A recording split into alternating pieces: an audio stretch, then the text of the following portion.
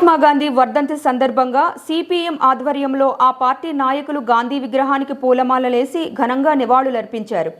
ఈ సందర్భంగా అఖిల భారత రోడ్ ట్రాన్స్పోర్ట్ వర్కర్స్ యూనియన్ ప్రధాన కార్యదర్శి ఆర్ లక్ష్మయ్య మాట్లాడుతూ కులమత భేదాలను విడనాడి భారతీయులంతా ఐక్యంగా ఉండాలని నినదించిన గాంధీజీని హత్య చేసిన గాడ్సేని మెచ్చుకొని నేటి బీజేపీ పాలకులకు ఆయన పేరును తలెత్తే అర్హత కూడా లేదన్నారు.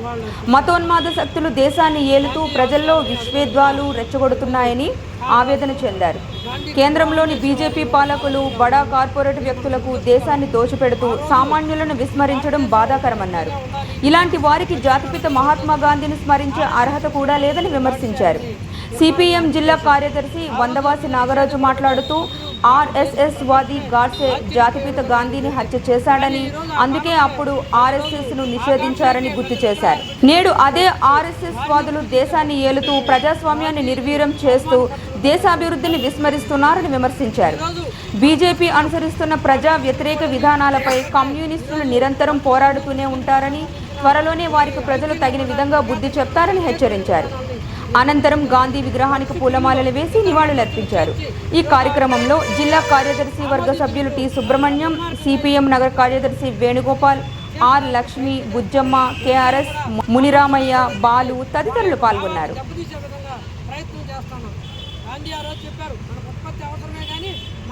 స్థానిక పరిస్థితులకు అనుగుణంగా మన జాతీయ పరిశ్రమలు అభివృద్ధి చేయాలని చెప్తుంటాం.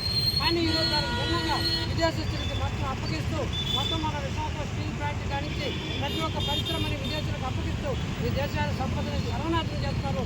అదానికి, అంబానీకి, విదేశీ కార్పొరేట్కి అప్పగిస్తూ ఆ రకంగా ధ్వంసం చేస్తున్న పరిస్థితి, యువకులకు పూర్తిగా నిలువెలు చేస్తున్న పరిస్థితి చూస్తూ ఉన్నాం. ఆ రోజు గాంధీ చెప్పారు, హరిజనాన్ని పేరు పెట్టి ఈ యొక్క సామాజికంగా అంటరానితనానికి వ్యతిరేకంగా కృషి చేసిన మహోన్నతమైన వ్యక్తి ఆయన.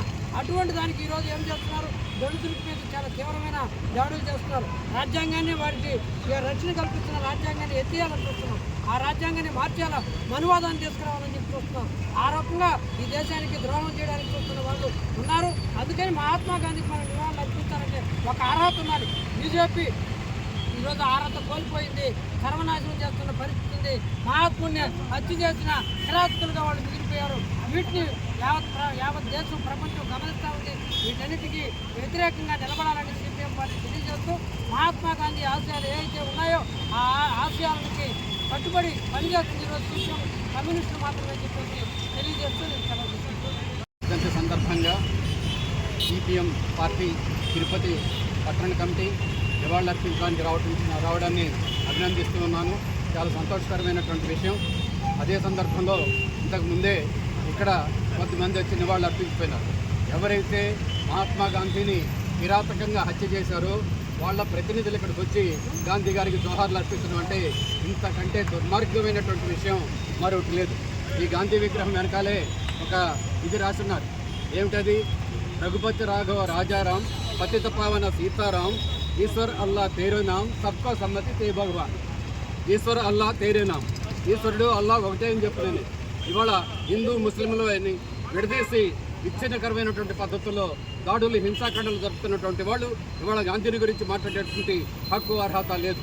పైగా ఈ రోజున అలహాబాద్లో జరిగినటువంటిది ఏమిటి? మహాకుంభమేళ అనేటటువంటి పేరు మీద ప్రధానమంత్రి గారు, అలాగే యోగి ఆదిత్యనాథ్ ఉత్తరప్రదేశ్ ముఖ్యమంత్రి గారు పెద్ద ఎత్తున దేశవ్యాప్తంగా ప్రకటనలు ఇచ్చి లక్షలాది మందిగా, కోట్లాది మంది తరలి రండి అని చెప్పారు. వచ్చారు భక్తులు. వాళ్ళని నమ్మి వాళ్ళకి అవసరమైనటువంటి ఏర్పాట్లు చేయడంలో ఘోరంగా విఫలమై 30 మందిని హత్య చేసింది నరేంద్ర మోడీను, యోగి ఆదిత్యనాథ్ తప్ప మరొకటి కాదు. వాళ్ళకు కూడా ఈ సందర్భంగా నివాళులు అర్పిస్తున్నాం. ఎవరైతే అమాయక భక్తులు ప్రాణాలు కోల్పోయారో వాళ్ళకి నివాళులు అర్పిస్తున్నాం. ఈ ఘటన సందర్భంగా పెద్ద ఎత్తున తరలించినటువంటి ప్రధాని నరేంద్ర మోడీ, అలాగే ఉత్తరప్రదేశ్ ముఖ్యమంత్రి యోగి ఆదిత్యనాథ్ ఏ మాత్రం నైపుణ్యం అంటే ప్రజల కొనుగోలు శక్తిని పెంచడానికి అవసరమైనటువంటి దేశీయ మార్కెట్ని పెంచాలని చెప్తున్నారు. మరి దేశీయ మార్కెట్ని పెంచాలని చెప్తున్నటువంటి పెద్ద మనుషులే పరిశ్రమాధిపతులకి ఇప్పుడున్నటువంటి రాయితీలు సరిపోవని, వాటిని పెంచాలని, గతంలో ఉపసంహరించినటువంటి రాయితీలు తిరిగి పునరుద్ధరించాలని చెప్పినటువంటి వాదనలు చేస్తూ ఉన్నారు. ఇవాళ పేదరికం పెరిగింది, కొనుగోలు శక్తి తగ్గిపోయింది. అందుకనే ఇవాళ పారిశ్రామిక ఉత్పత్తి పడిపోతున్నది. దీన్ని కాపాడాలనంటే ఇప్పుడు అనుసరిస్తున్నటువంటి విధానాలకి ప్రత్యామ్నాయంగా ప్రజానుకూలమైనటువంటి ప్రజల కొనుగోలు శక్తిని పెంచేటటువంటి విధంగా దేశీయ మార్కెట్ని పెంచాలి తప్ప పరిశ్రమాధిపతులకి ఇప్పుడున్నటువంటి దేశ సంపదను కూడా లూటీ చేసి ఈ దేశం యొక్క ఉత్పత్తిని పెంచడం సాధ్యం కాదు. అందువల్ల రాబోయే రోజుల్లో గాంధీ గారికి నివాళులు అర్పించడం అని చెప్పానంటే ఒకవైపున మత సామరస్యాన్ని మొత్తం దేశమంతా ఒకటే అని చెప్పిన నినాదాన్ని కాపాడడానికి, అదే సందర్భంలో ఈ దుర్మార్గమైనటువంటి సరళీకృత ఆర్థిక విధానాలకు వ్యతిరేకంగా, మూడవది సామాజిక న్యాయం కోసం రాబోయే రోజుల్లో పెద్ద ఎత్తున పోరాడటమే గాంధీ గారికి అర్పించేటటువంటి నిజమైనటువంటి నివాళని చెప్పి ఈ సందర్భంగా నేను విజ్ఞప్తి చేస్తున్నాను.